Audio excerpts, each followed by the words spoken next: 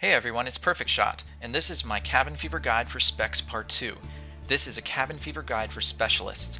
It's a survival guide for when you want to 3-man or 2-man Cabin Fever Extreme.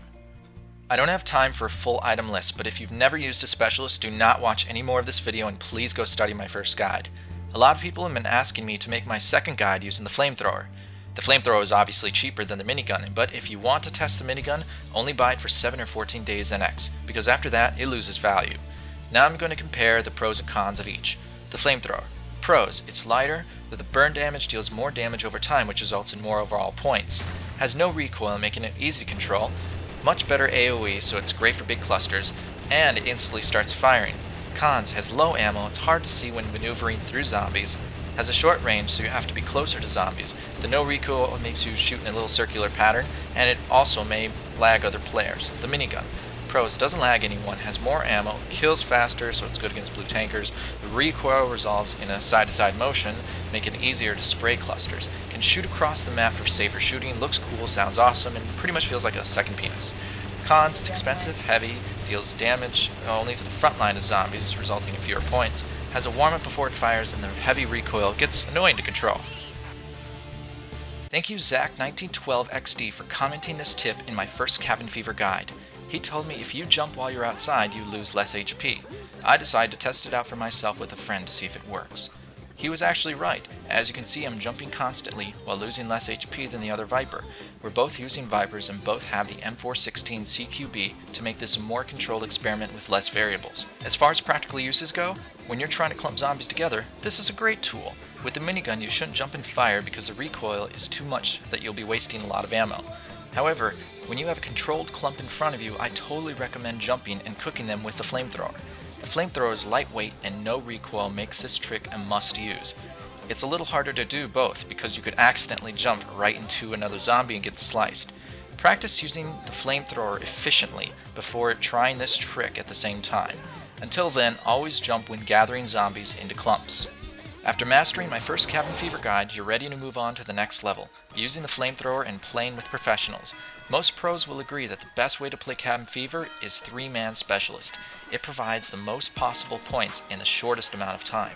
3-man Specialist Extreme with pros is the magic formula for playing the most efficient Cabin Fever game. There's a few rules you must understand before you play with the pros. The most important rule is to always stay in your section and never ever cross sections. What sections are you talking about? Well, if you notice, I'm currently playing next to the barn. This is the easiest section to play in. The barn section boundaries are where I have the first aid kits, or to the left of that little mushroom thingy, to the outside of the house door and the top of the basement stairs. And never go inside. I need to quickly mention that if you have first aid kits and there's a lag bubble, it's a great idea to camp the meds till the lag disappears. When you're lagging, that is the only time you should ever camp or sit on top of the meds. Anyway, the barn is your domain, and that's all you're responsible for. There are fewer spawn points here, so you'll get less points, but the other two sections are much harder, so when you're first attempting to play with the pros, play at least 5 to 10 clears by the barn, and don't try to steal zombies or points unless your section is 100% clear. The other two sections are the front and the inside. The inside is by far the hardest because you have the hole in the wall, the basement, and the upstairs zombies coming at you. You must have mastered the kitchen circle and finding the gaps in the clumps before attempting this. In section 4, I'll show you how to run the kitchen circle. The front is also difficult because you have the gas to deal with and you have more spawn points than the barn. Occasionally when you see the opportunity, the front should try to help out the inside by taking out some of the zombies coming from the upstairs, or even head up there if the front is clear. Because you're new and you're not used to playing with the pros, I still suggest using first aid kits when you're by the barn. Epi Pens are the self-healers that most pros use, but you're only limited to 2 uses. Pros use this because it saves time not having to plant first aid kits, and they don't get hit that much, so they don't worry about healing. By the time they run out of Epi Pens, another red box has popped out somewhere to replenish their supply. The barn is actually the best section to be using first aid kits, since there's fewer spawn points, and the front man can use them too. And if anyone else dies, they can recharge without using their Epi Pens.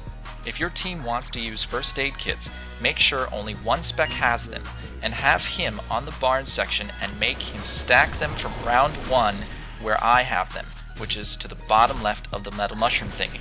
Quick tip, if you see a red box and it's near the end of any round, don't pick up the red box. Finish the round first, then, when the next round starts, plant your meds and then come back to the red box to replenish, then plant 2 more meds. If there's a lot of red boxes, communicate with your team not to shoot the last zombie. Start planting as many meds as you can with the red boxes, or until they disappear, and then you can kill the last zombie. This will happen a lot during rounds 1 through 10. In this part, I'll be showing you how to properly execute the 2-door press, first used and created by LGB Chauncey. This is essential to learn so that you can 2-man Cabin Fever Extreme with specialists. First, you want to run around with your pistol shooting zombies coming from the hole in the wall and the barn door. The purpose of this is to get them to rush inside so you can clump them in a group and run a circle around them. Once they're in a group, you're going to run a pattern I like to call the kitchen circle. This is where you run the edge of the room to the hole in the wall, then jumping on top of the counter to finally jump off the other end, jumping in between the zombies. Whenever you jump off the counter, you want to gather zombies from the barn door, then run the circle and gather zombies from the hole in the wall. By the time the barn door zombies are rushed in, you're already on top of the counter getting ready to jump in between them and the zombies from the hole in the wall. You can run this exact pattern with ease all the way through level 16. Whenever you need to dodge or jump in between zombies, do it with your pistol. You'll be able to run faster and jump farther with it, making dodging zombies a breeze.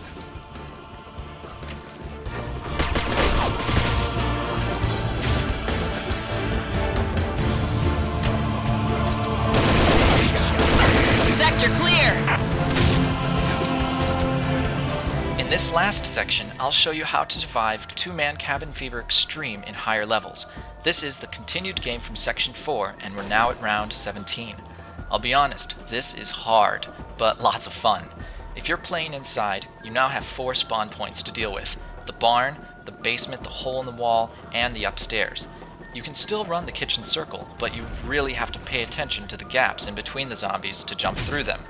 The hardest part about doing this is that sometimes there is no gap, so you need to backtrack and go the other way instead.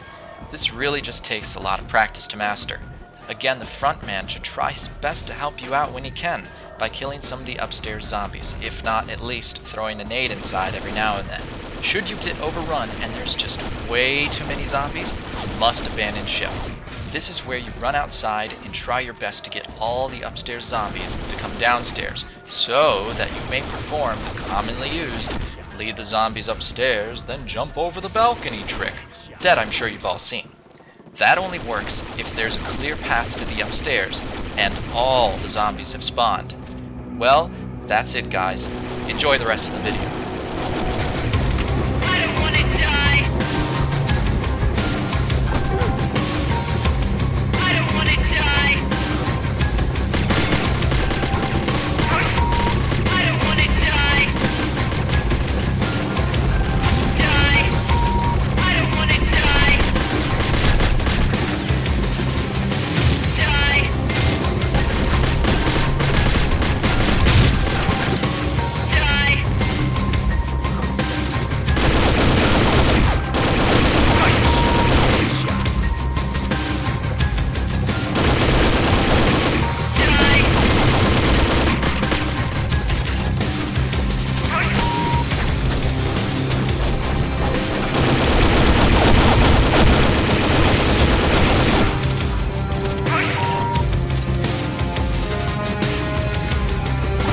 I'm empty!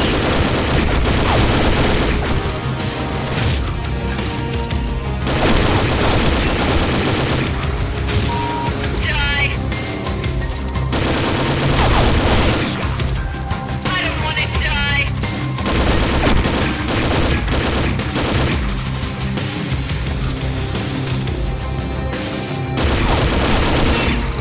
Die!